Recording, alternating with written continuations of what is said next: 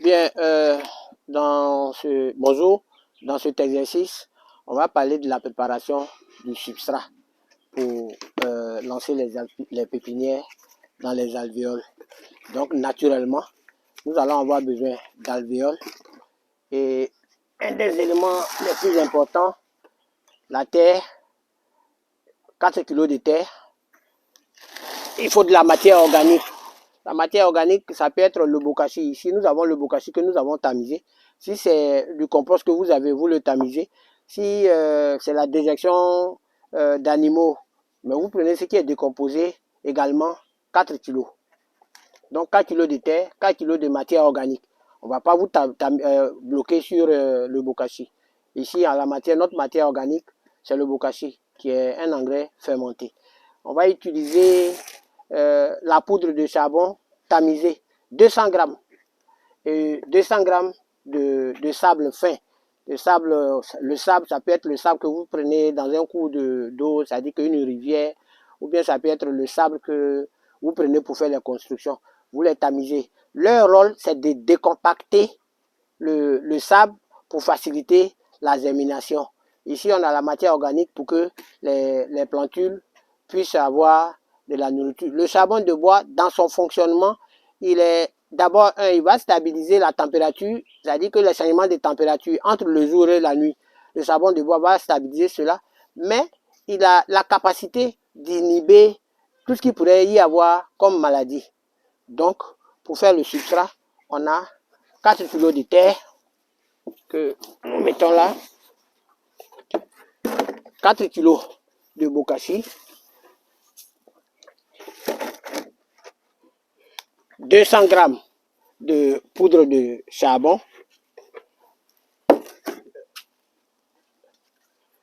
et 200 grammes de sable fin. Marron, tu viens faire le mélange pour moi parce que c'est trop.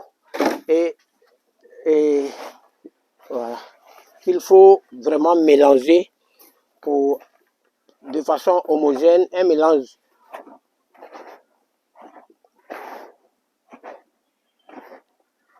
Il faut vraiment mélanger. Et après ce mélange bien fait, ce mélange homogène, en ce moment-là, nous allons passer au remplissage de nos alvéoles.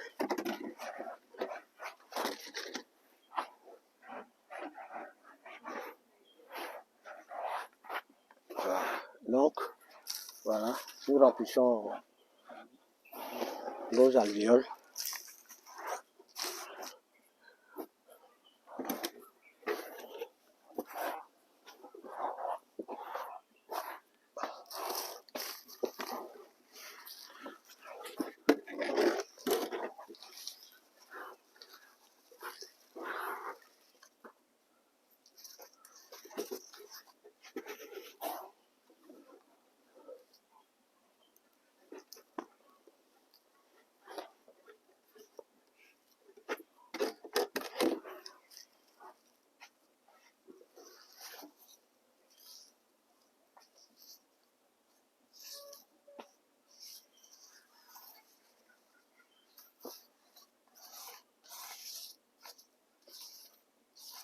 Éviter de tasser dessus, on racle dessus pour qu'on puisse voir les...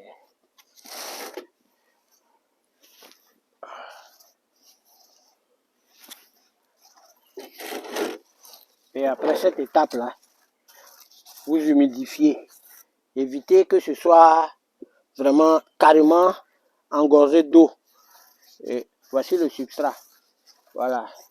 C'est un des substrats le plus simple. Maintenant, si sur votre parcelle, si vous avez de la poudre de roche, vous pouvez l'ajouter. Si vous avez du phosphite, vous pouvez aussi l'ajouter. Mais en ce moment-là, vous allez réduire la quantité vous allez faire en sorte que ces éléments-là représentent pour vous 200 grammes. Vous pouvez, à partir de ce dosage-là, vous pouvez faire maintenant tous vos calculs. Vous voulez réduire, vous voulez augmenter, c'est un peu ça. Maintenant, le truc qu'on voulait donner, c'est tout le monde ne fait pas sa pépinière dans les alvéoles.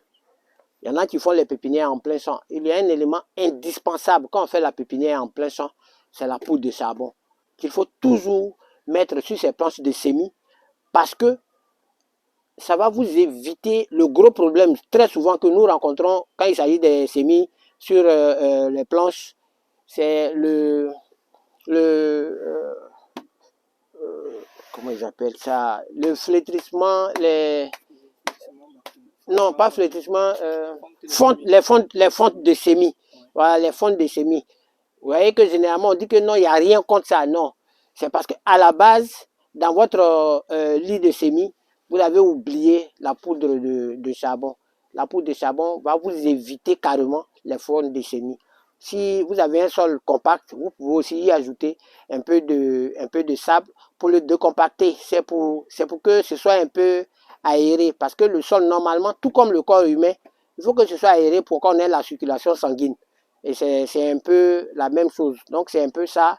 Voici comment, ici, nous fabriquons le substrat. Vous avez vu qu'on a fait avec ce qui est là.